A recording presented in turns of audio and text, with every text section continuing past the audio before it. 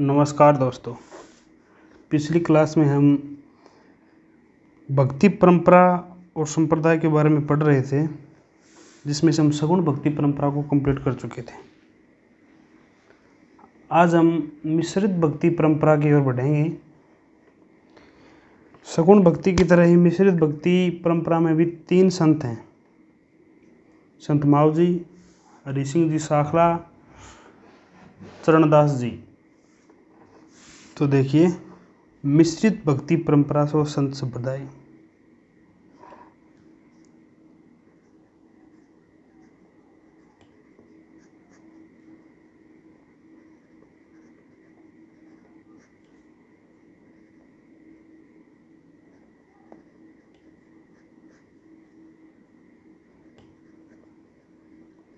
संत और संप्रदाय।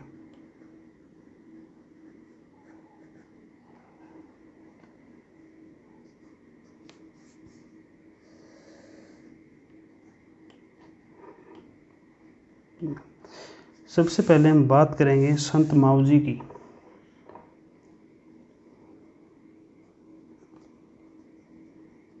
संत माव जी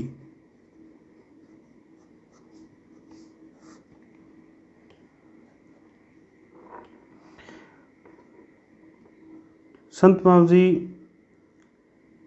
भगवान श्री कृष्ण का निःशुल्क अवतार भी इनको कहा जाता है। निष्कलंक संप्रदाय के प्रवर्तक भी रहे हैं। इनका जन्म हुआ था डूंगरपुर जिले के सांबला गांव में। और संत माव जी के जो उपदेश हैं वो चोपड़ा ग्रंथ में संग्रहित हैं। लसाड़िया आंदोलन भी चलाया गया था संत माव जी के द्वारा। पहली बात तो इसमें ये है कि ये भगवान कृष्ण का निष्कलंक अवतार है। भगवान कृष्ण के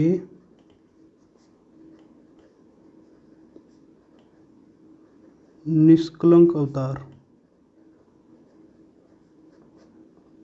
इनको माना जाता है। निष्कलंक संप्रदाय के प्रवर्तक, इनका संप्रदाय जो था वो निष्कलंक संप्रदाय था।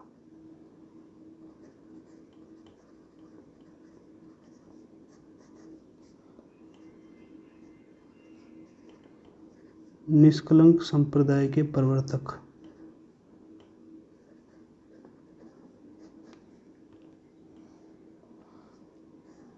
इनका जन्म हुआ था डूंगरपुर जिले के सांबला गांव में।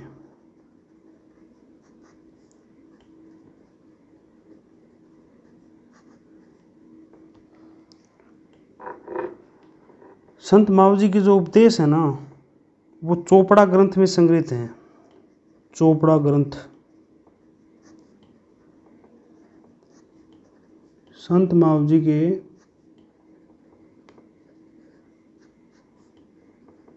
उपदेश इसमें संग्रहित हैं।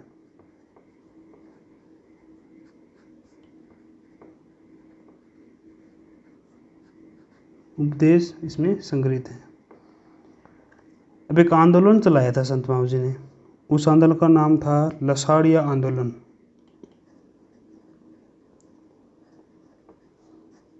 लसाड़िया आंदोलन।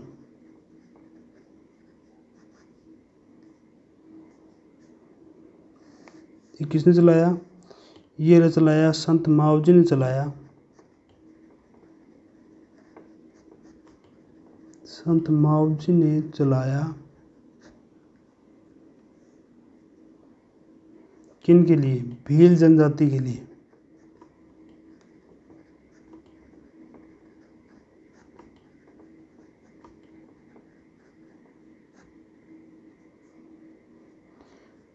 ये जो लसाड़िया आंदोलन हुआ था ये वागड़ क्षेत्र में हुआ था। यही कारण है कि संत माव जी को वागड़ के क्षेत्र या वागड़ का धनी कहा जाता है। इनको वागड़ का धनी कहा जाता है।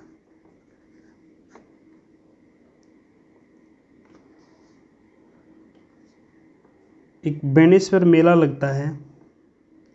चलो मैं वैसे बताता हूँ आपको बेणेश्वर मेले के बारे में। पहले लिख लो फिर समझा देंगे। फिर लिख लेते हैं। चलो, बेणेश्वर मेला।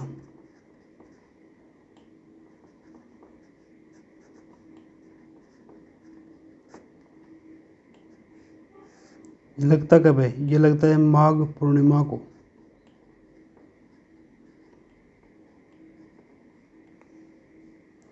कहाँ लगता है? नवा टापरा गांव में।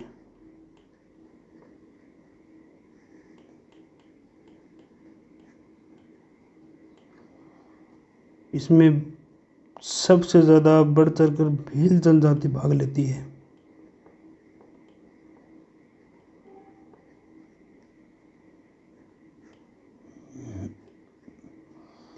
बेणेश्वर मेले को आदिवासियों का कुंभ भी कहा जाता है। बहुत ही इम्पोर्टेंट है भाई। आदिवासियों का कुंभ।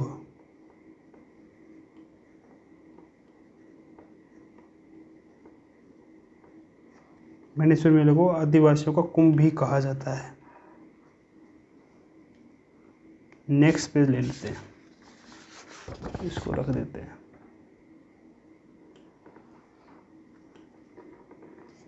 अब इसमें कुछ समझने वाली बातें हैं।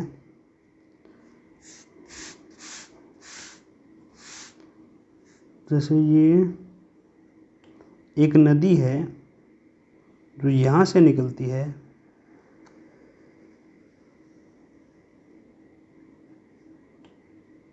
यहाँ आकर गिरती है। इस नदी का नाम है माही नदी। कौन सी नदी है?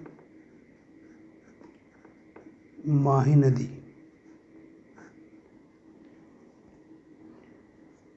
ये निकलती है मध्य प्रदेश एमपी के धार जिले से। मध्य प्रदेश के धार जिले से। गांव का नाम है माही गांव। यही कारण है कि इसे माही नदी कहा जाता है। कौन सी पहाड़ी से? विंध्याचल पहाड़ी से।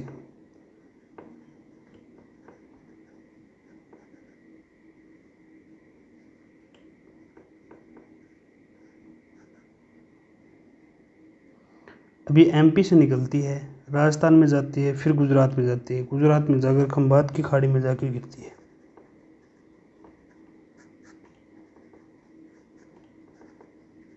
खंभात की खाड़ी कहाँ है? गुजरात। गुजरात।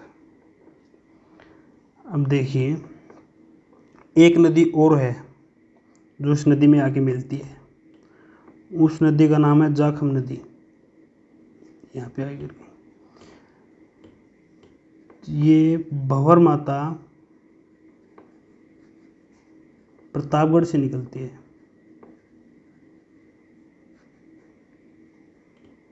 माता का नाम आ गया मतलब प्रतापगढ़। कोई भी माता हो, प्रतापगढ़ है। यह है जाखम नदी। इस नदी का नाम है जाखम नदी।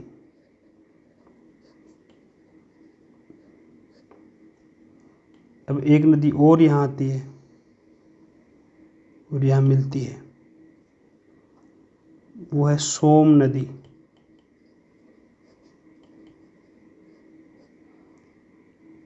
सोम नदी का जो उद्गम होता है वो होता है बिछामेड़ी पहाड़ी। बिछामेड़ी पहाड़ी।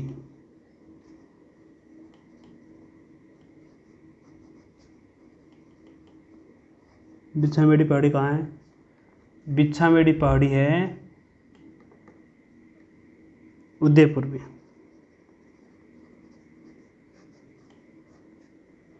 बिछामेड़ी पहाड़ी उदयपुर में है। अब ये यहाँ पे बनाया इसने त्रिवेणी संगम।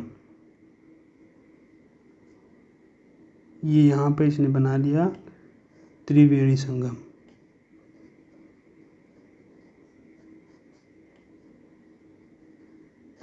जब भी तीन नदियाँ किसी जगह पर मिलती हैं तो उसे त्रिवेणी संगम कहते हैं। अब ये जो त्रिवेणी संगम है जहाँ पे ये तीनों नदियाँ मिलती हैं वो जगह है नवा टापरा डूंगरपुर, नवा टापरा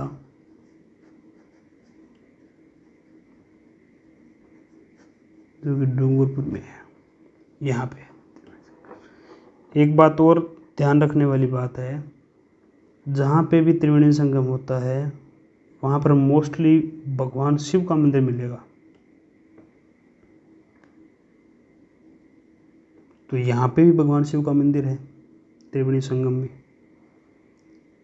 इस त्रिवेणी संगम पे मंदिर है भगवान शिव का, यहाँ से बना लेते हैं, एक मंदिर है।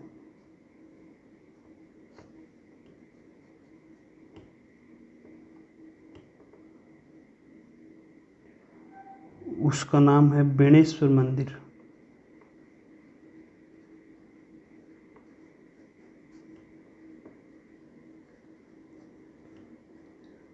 और जब आस्था लोगों की बहुत ज़्यादा हो जाती है तो उसको धाम कहते हैं, धाम। तो बेणेश्वर धाम या बेणेश्वर मंदिर। इस मंदिर की खासियत क्या है? इस मंदिर की खासियत है कि ये एकमात्र विश्व में ऐसा मंदिर है जहाँ पर खंडित शिवलिंग की पूजा होती है। तो यहाँ पर खंडित शिवलिंग की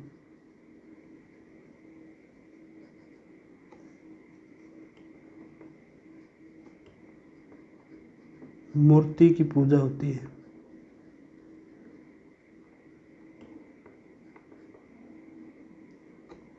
ये जो मंदिर था इसका निर्माण करवाया था संत मावजी ने।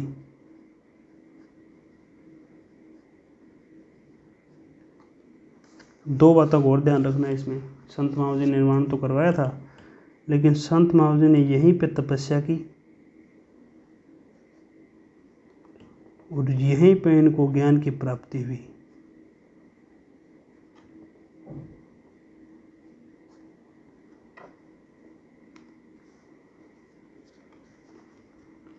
अब इसके बाद एक गांव पड़ता है साबला गांव, यहाँ से नदी किनारे दूर है थोड़ा सा ही। गांव का नाम है साबला।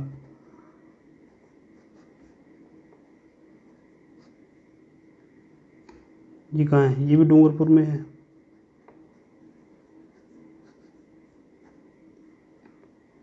इस गांव की विशेषता क्या है? इस गांव में ऐसा क्या हुआ हम इसे पढ़ रहे हैं?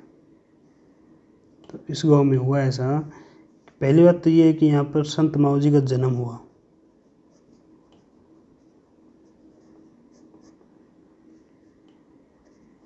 संत मावजी का जन्म हुआ था। संत मावजी का मंदिर भी यहीं है और संत मावजी का जो संप्रदाय था निष्कलंक संप्रदाय, उसकी प्रमुख पीठ भी यहीं है। निष्कलंक संप्रदाय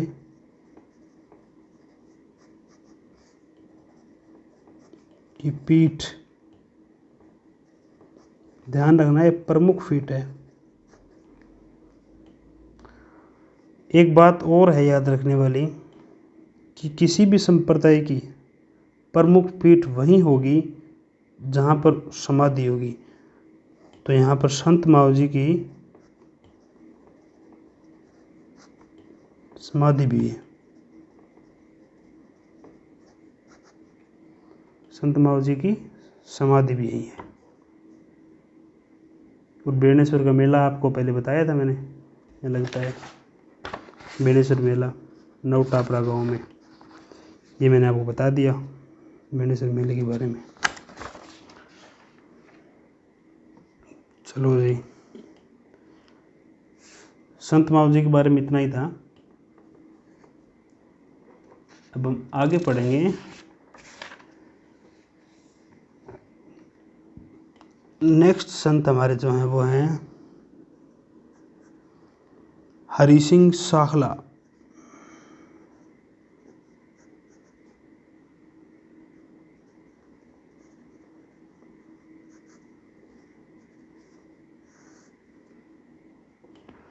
इनका जो संप्रदाय था उसका नाम था निरंजनी संप्रदाय। निरंजनी संप्रदाय। इस संप्रदाय की प्रमुख पीठ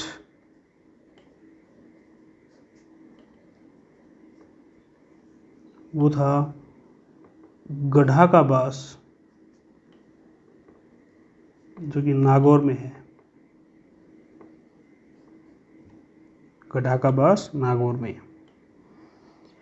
अब हरि सिंह साखला जी के बारे में एक बात ये भी है कि ये ऐसे नहीं कि शुरुआत में स्टार्टिंग से ये संत थे, पहले ये डाकू थे।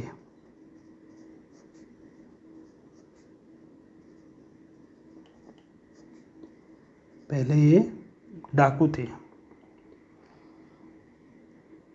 और यही कारण है कि इनका एक और दूसरा उपनाम भी है। इन्हें राजस्थान का वाल्मीकि भी कहा जाता है। राजस्थान का वाल्मीकि भी कहा जाता है।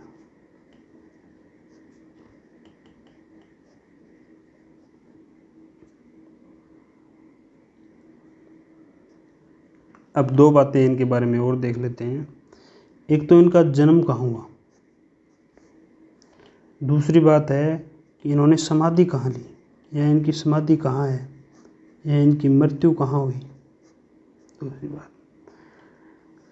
इनका जन्म तो हुआ था कापरोद में, जो कि नागौर में है। इन्होंने समाधि कहाँ ली, तो मैंने थोड़ी देर पहले आपको बताया था, किसी भी संप्रदाय की प्रमुख पीठ वहीं होगी जहाँ पर उन संत की या जिस संप्रदाय के वो प्रवर्तक हैं उनकी समाधि या मृत्यु हुई है, वही उनका प्रमुख पीठ होगी। तो यही उनका समाधि स्थल है। इस बारे में ध्यान रखना।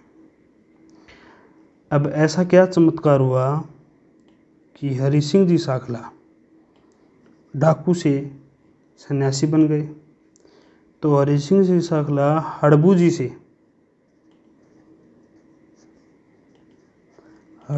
से प्रभावित होकर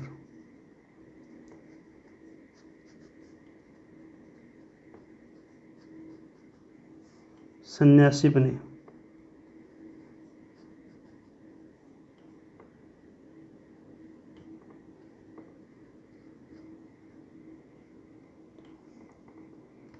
इनका एक ग्रंथ और है, एक ग्रंथ है, जिस ग्रंथ का नाम है हरि पुरुषजीरी वाणी।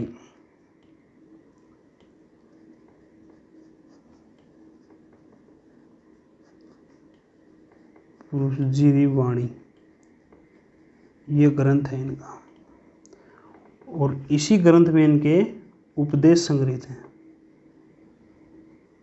इनके जो उपदेश हैं वो संग्रहित हैं। बारे में ध्यान रखना। ये था जी हरि सिंह जी साखला। अब हम अगले करेंगे 3 नंबर पर और अंतिम, इसके बाद मिश्रित भक्ति परंपरा की समाप्ति है। चरणदास जी।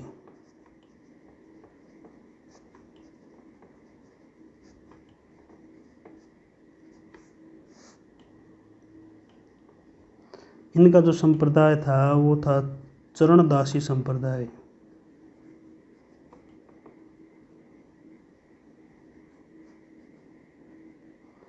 इस संप्रदाय की विशेषता क्या थी कि इन्होंने नियम दिए, कितने, कुल 42 नियम। और एक और ख़ास बात थी, इन्होंने पीले वस्त्रों का त्याग किया। पीले वस्त्रों का त्याग किया। अब चरणदास जी के बारे में देख लेते हैं। इनका जन्म हुआ डेहरा गांव अलवर में। डेहरा गांव अलवर में, और फिर कुछ समय पश्चात ये दिल्ली भी चले गए, यहाँ से दिल्ली। तो इनकी जो प्रारंभिक पीठ थी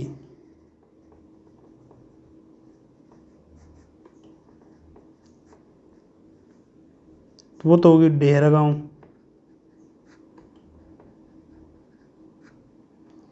और अभी वर्तमान जो पीठ है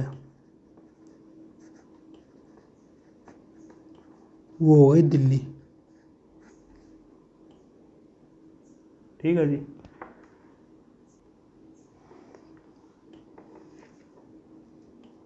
अब थोड़ा और है, 2 लाइनें इनके बारे में और हैं, 2 बातें वो कर लेते हैं कि दिल्ली पर 1739 में नादिर शाह का आक्रमण जो हुआ था उसके बारे में चरणदास जी ने पहले ही भविष्यवाणी कर दी थी।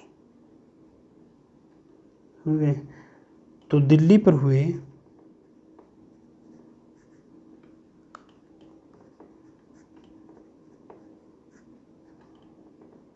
1739 में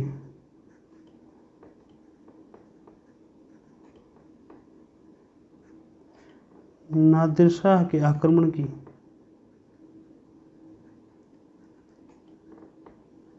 भविष्यवाणी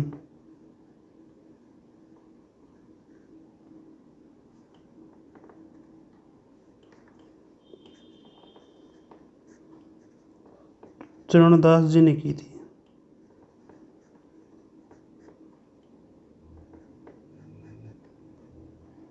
चरणदास जी ने की थी। अब इनके 2 शिष्या हुई हैं, उनके बारे में हम आगे करते हैं नेक्स्ट पेज पे। चरणदास जी की 2 शिष्या हुई प्रमुख, तो इनकी प्रमुख शिष्या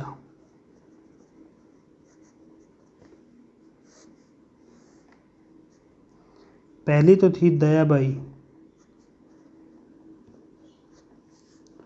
और उनकी दूसरी शिष्या थी सहजोबाई।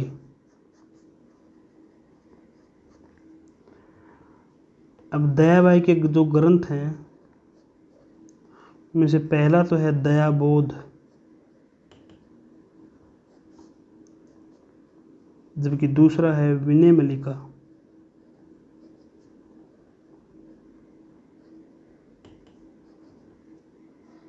सहजोबाई के जो ग्रंथ हैं पहला है सहज प्रकाश,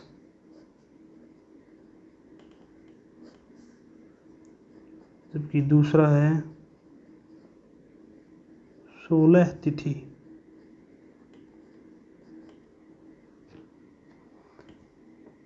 इसी के साथ सगुण और मिश्रित दोनों की समाप्ति। अब हम राजस्थान के निर्गुण संत और संप्रदाय के बारे में बात करते हैं। ये यहाँ पे फिनिश, ये समाप्त हो गया जी। अब एक और कैटेगरी इनकी, एक श्रेणी और बची है, वो श्रेणी है राजस्थान के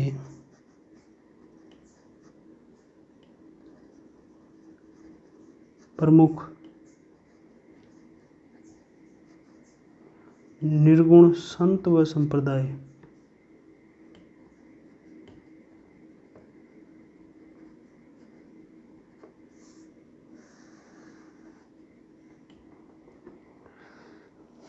तो सबसे पहले हम बात करते हैं जाम्बोजी की।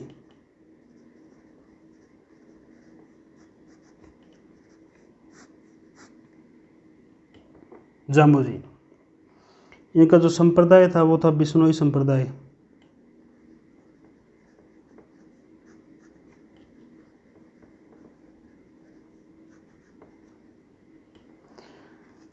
अब देखो जाम्बोजी के बारे में बात करते हैं धोनी, हम इसको ऊपर कर सकते हैं ना।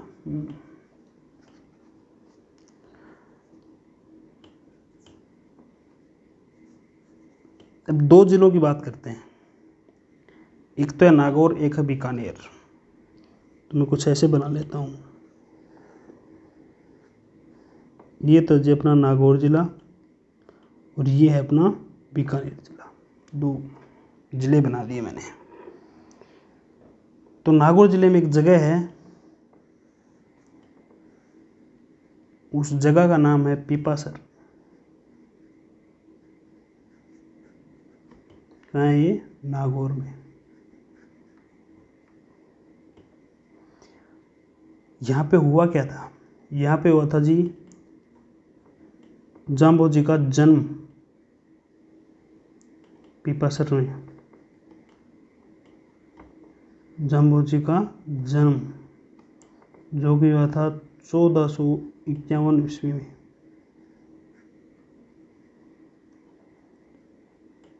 तिथि की बात करें तो वो थी भाद्रपद कृष्ण अष्टमी, जन्माष्टमी के दिन इनका जन्म हुआ था। अब दो बातें और हैं इस बारे में, क्योंकि इनका जन्म जन्माष्टमी के दिन हुआ तो लोगों ने इन्हें कृष्ण का अवतार माना।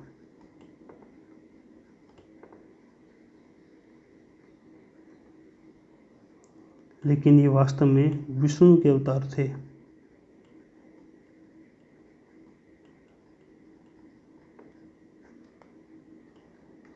इनकी जो माता है उनका नाम था हंसाबाई, और जो इनके पिता हैं इनका नाम था लोहट जी।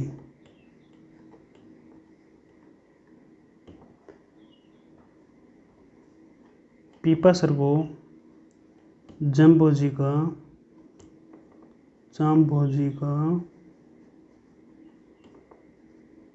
पैनोरमा भी कहते हैं, पैनोरमा, ये बात याद रखना।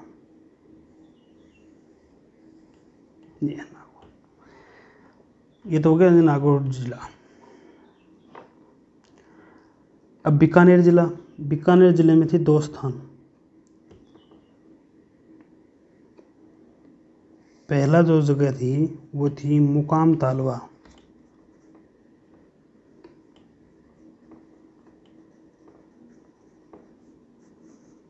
मुकाम तालवा,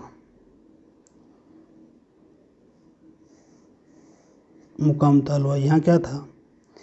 यहाँ इन्होंने ली थी समाधि। यहाँ पे इनकी समाधि है। अगर इनकी समाधि है तो विश्नोई संप्रदाय की प्रमुख पीठ कहाँ होगी? मुकाम तालवा में। तो यहाँ विश्नोई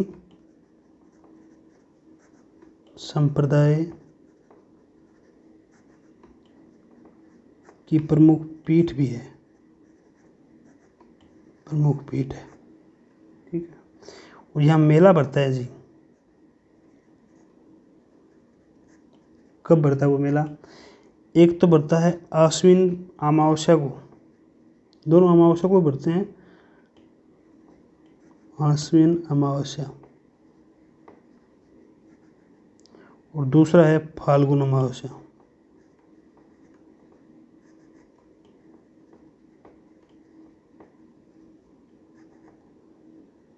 ये है इस बारे में।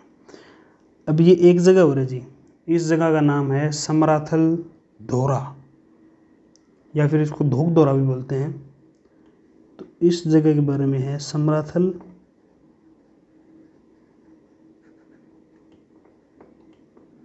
धोरा, या इसको बोलते हैं धोक धोरा।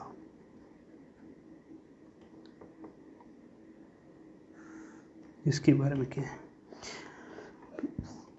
अब समराथल जो धोरा है, यहाँ पर की इन्होंने तपस्या, जाम्बो जी ने तपस्या की थी, यहाँ पे इन्होंने तपस्या की। अगर तपस्या यहाँ की तो ज्ञान की प्राप्ति भी यही हुई थी उनको, ज्ञान की प्राप्ति।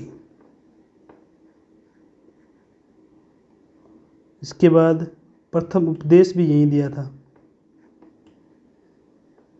ज्ञान की प्राप्ति होने के बाद जाहिर सी बात है सबसे पहला काम है उपदेश। तो प्रथम उपदेश यही दिया था। प्रथम उपदेश यहाँ दिया है तो विष्णोई संप्रदाय का प्रतिपादन भी यही किया था। विष्णोई संप्रदाय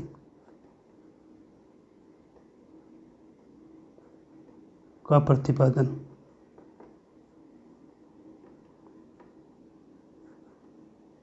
यही किया। ये अपना पेज नंबर 4। तो ये जो जम्बोजी के बारे में, अब जम्बोजी ने विष्णोई संप्रदाय से ताल्लुकात रखते हैं, इनके प्रवर्तक हैं। तो जम्बोजी ने 20+9 29 नियमों को प्रतिपादन किया था तथा 120 शब्दों का प्रतिपादन किया था। विश्व के प्रथम संत थे जिन्होंने पेड़ पौधों को नहीं काटना और पशुओं की हत्या नहीं करना ऐसे उपदेश दिए थे। चलो इस बारे में भी लिख लेते हैं साथ साथ।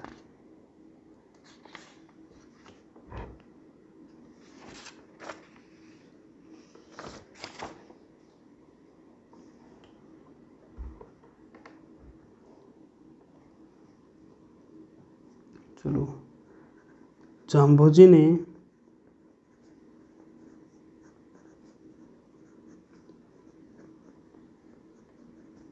उनतीस नियमों का प्रतिपादन किया।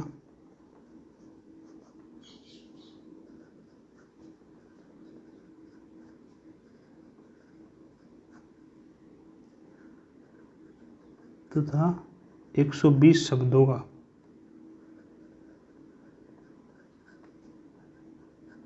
प्रतिपादन किया।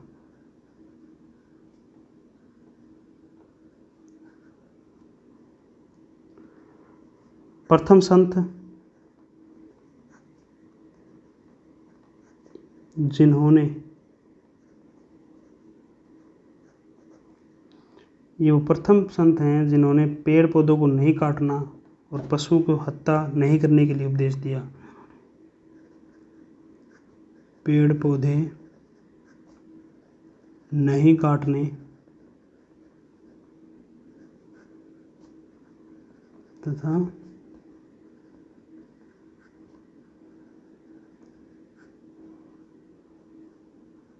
पशु हत्या न करने का उपदेश दिया।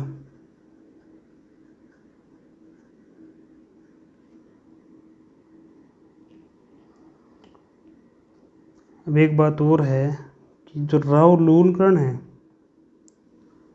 सिकंदर लोदी हैं, जसनाथ जी हैं, जाम्बो जी हैं, ये एक दूसरे के समकालीन हैं, यानी कि एक ही समय में है, तीनों साथी हैं एक प्रकार से। तो राव लूणकरण,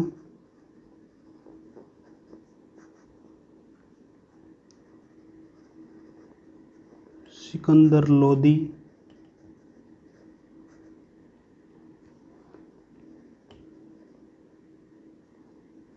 जसनाथ जी व जाम्बो जी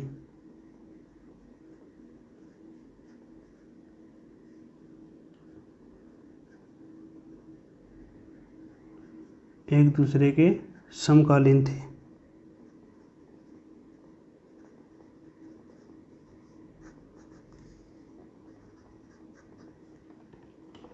एक दूसरे के समकालीन थे। अब सिकंदर लोदी ने जाम्बोजी से प्रभावित होकर वृक्षों की कटाई और पशु हत्या पर भी रोक लगा दी थी, समझे। और विश्व में पर्यावरण आंदोलन के प्रथम प्रणेता भी जाम्बोजी हैं। तो लिख सकते हैं कि विश्व में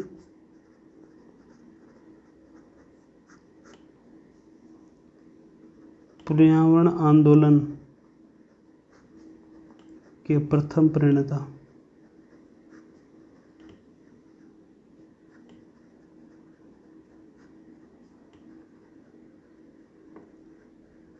जाम्बोजी।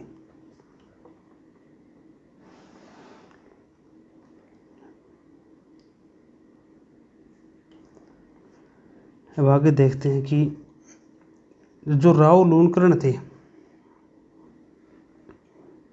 बीकानेर राज्य के, वो जाम्बोजी से इतने प्रभावित थे कि अपने राज्य चिन्ह में खेजड़ी को वृक्ष लगवा दिया उन्होंने। और विष्णुई संप्रदाय में सबसे पवित्र खेजड़ी और हिरण को माना गया है। राव लूणकर्ण ने जाम्बोजी से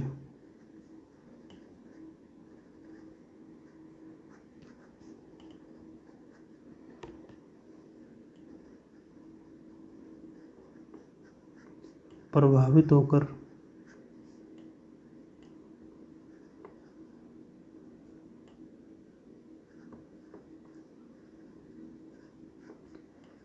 खेजड़ी वृक्ष को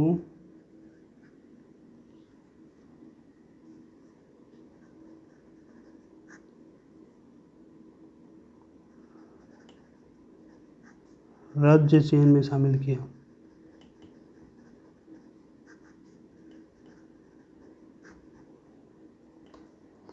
राज्य चिन्ह में शामिल किया। और विष्णुई संप्रदाय जो है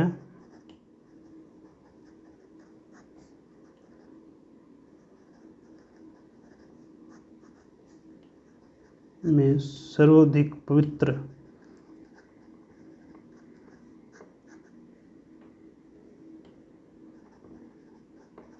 दो ही चीजें मानी गई हैं। पहला है खेजड़ी और दूसरा है हिरण। इन दो चीजों को सबसे ज्यादा पवित्र माना गया है। अब जाम्बोजी ने कुछ ग्रंथ लिखे हैं।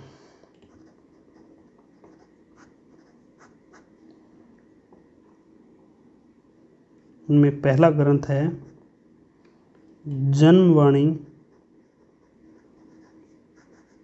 इसका दूसरा नाम गुरुवाणी भी है।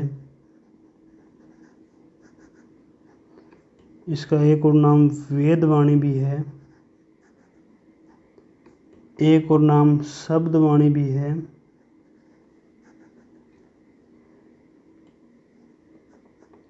दूसरा तो इनका था वो है जम सागर,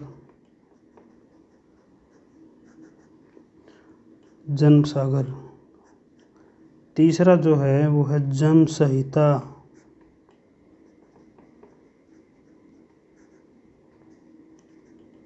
चार नंबर पे जो गीता है वो है जम्ब गीता।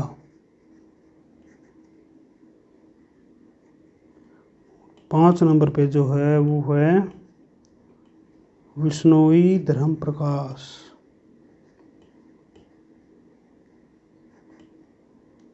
ये जो जन्म सागर है ना, इसमें मैं भूल गया बताना आपको, 29 नियमों का प्रतिपादन इसी में है भाई।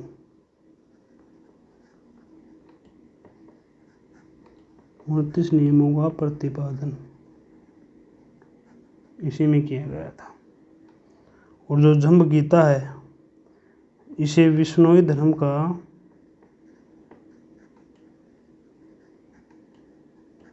पांचवा वेद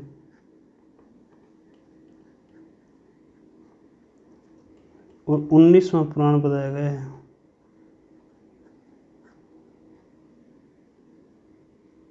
समझ गए? ये कुछ बातें और हैं।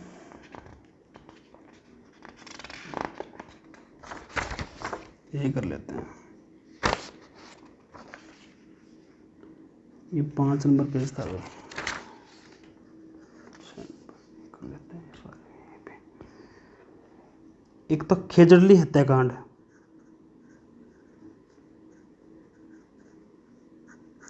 खेजड़ली हत्याकांड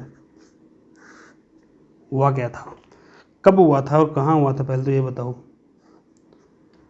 ये हुआ था 1730 में, खेजड़ली गांव, खेजड़ली गांव में। कहाँ? ये जोधपुर में है जी। उसमें यहाँ शासन किसका था? महाराणा अभय सिंह के काल में, महाराणा अभय सिंह के काल में हुआ था। ऐसा हुआ क्या था खेजड़ी हत्याकांड में कि अमृता देवी विश्नोई थे और उनके पति थे राममोहन जी और उनकी 3 पुत्रियां थी। इनको मिलाकर कुल 363 लोग शहीद हो गए। 84 लोग गांव के लोगों ने अपना बलिदान दिया था इसमें। तो अमृता देवी, इनके जो पति थे रामोजी व 3 पुत्री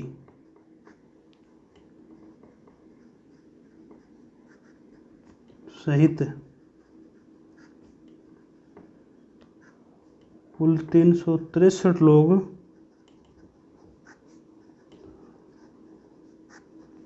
शहीद हो गए और कुल 84 गांव के लोगों ने अपना बलिदान दिया था।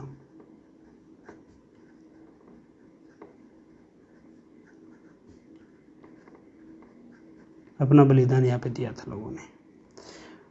तो इसी हत्याकांड के कारण यहाँ मेला लगता है जिसको खेजड़ी मेला कहते हैं। बहुत ही प्रसिद्ध मेला है। लगता कब है? ये लगता है जी भाद्रपद शुक्ल दशमी को। ये एकमात्र ऐसा मेला है जहां महिलाएं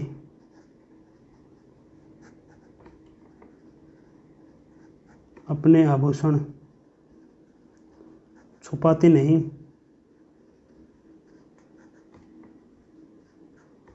बल्कि दिखाती हैं। छुपाती नहीं बल्कि दिखाती हैं। ये विश्व का एकमात्र वृक्ष मेला है। ये थे जी। इसी के साथ जी विश्नोई संप्रदाय भी समाप्त होता है। तो आज जो हमने पढ़ा है उसको हम रिवाइज कर लेते हैं।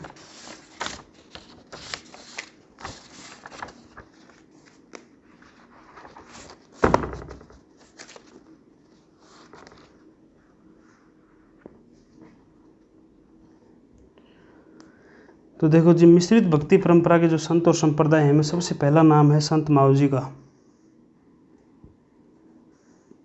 संत मावजी का सबसे पहला नाम है। भगवान कृष्ण के निष्कलंक अवतार इनको माना जाता है। ये निष्कलंक संप्रदाय के प्रवर्तक हैं। इनका जन्म सांबला गांव डूंगरपुर में हुआ। चोपड़ा ग्रंथ है जिसमें संत मावजी के उपदेशों को संग्रहित किया गया है। संत मावजी ने लसाड़िया आंदोलन चलाया था विहीन जनजाति के लिए।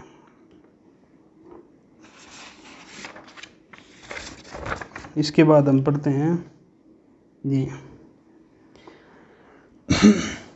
माही नदी। माही नदी जो है जो 3 स्टेट में निकलती है जी, एमपी में, राजस्थान में और गुजरात में। 3 राज्यों से होकर निकलती है। तो माही नदी मध्य प्रदेश के धार जिले माही गांव और विंध्याचल की पहाड़ी से निकलती है, जो कि खंभात की खाड़ी गुजरात में जाके गिरती है। जाखम नदी है वो भंवर माता प्रतापगढ़ से निकलती है, जो कि नवा टापरा में आकर माही में मिलती है। इसी प्रकार बिछामेड़ी पहाड़ी से सोम नदी निकलती है, जो कि नवा टापरा में आकर माही में मिलती है। ये तीनों नदी मिलती हैं तो वहाँ उस स्थान को कहते हैं त्रिवेणी संगम, जो कि वो स्थान है नवा टापरा डूंगरपुर।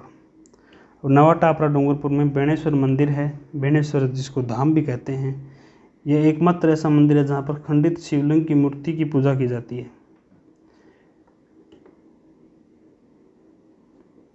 इसका जो निर्माण था वो संत मावजी ने करवाया था और संत मावजी ने यहीं पर तपस्या भी की और ज्ञान की प्राप्ति भी यहीं हुई थी उनको। जो बेणेश्वर मेला है वो भी यहीं पड़ता है, बेणेश्वर मेला भी यहीं पड़ता है। बेणेश्वर मेला कब पड़ता है? माघ पूर्णिमा को। हाँ, नवा टापरा में। इसको आदिवासियों का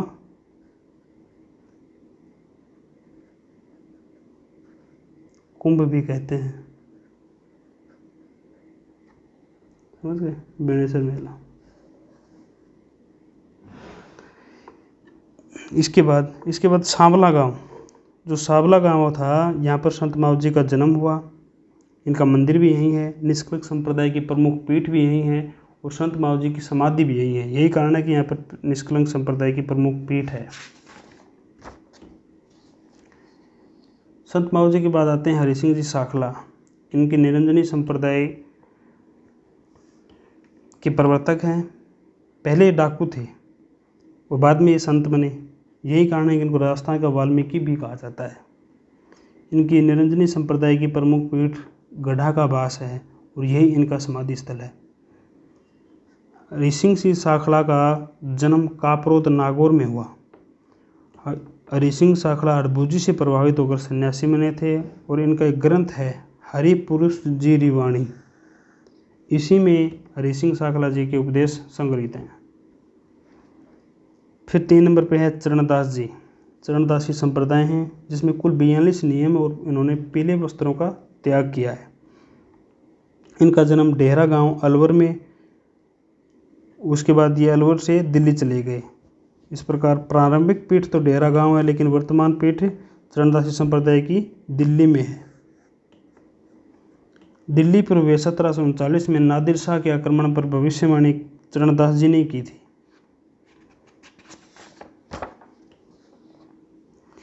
चरणदास जी की प्रमुख 2 शिष्या थी। पहले तो थी दयाबाई, दूसरी थी सहजोबाई।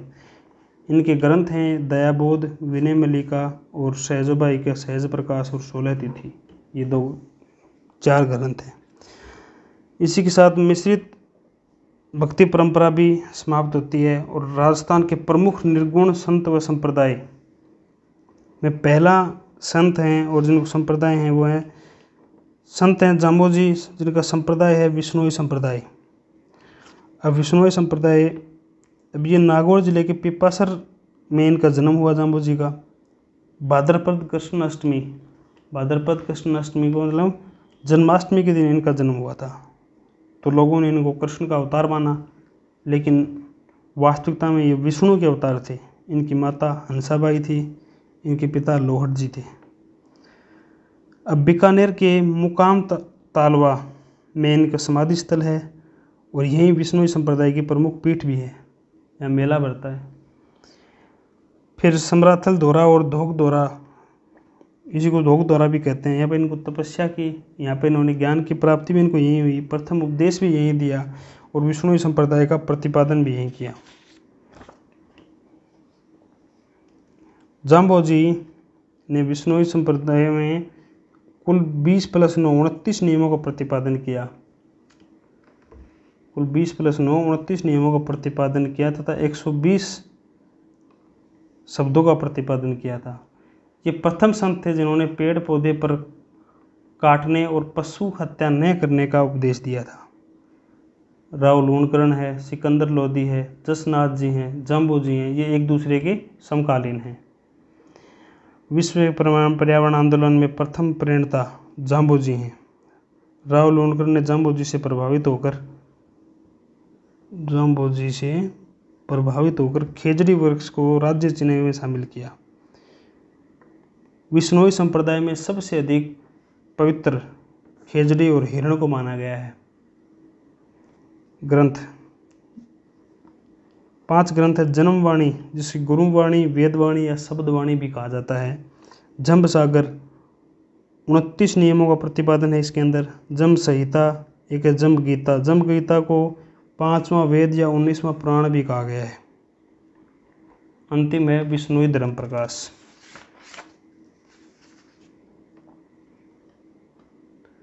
खेजड़ली हत्याकांड, सन 1730 में जोधपुर के खेजड़ली गांव में महाराणा अभय सिंह के शासनकाल में अमृता देवी, उनके पति रामोजी और उनकी 3 पुत्रियां सहित कुल 363 लोग शहीद हुए। इस हत्याकांड में कुल 84 लोगों ने अपना बलिदान दिया। इसी हत्याकांड के याद में एक मेला भरता है जिसे खेजड़ली मेला कहते हैं। ये विश्व का एकमात्र वृक्ष मेला है जो भाद्रपद शुक्ल दशमी को भरता है। यहाँ एकमात्र मेला है जहाँ महिलाएं अपने आभूषण छुपाती नहीं बल्कि दिखाती हैं। एक बात और है, इस मेले में कभी भी चोरी नहीं हुई, इस बात को भी याद कर सकते हो। यहाँ कभी भी चोरी नहीं हुई है। चलो जी, अब अगला जो संप्रदाय है वो दोस्तों हम पढ़ेंगे अगली क्लास में। अच्छा लगे तो लाइक भी करें, और इस जो क्लास की PDF है वो आपकी डिस्क्रिप्शन में लिंक है, टेलीग्राम चैनल पे आपको मिलेगी। धन्यवाद।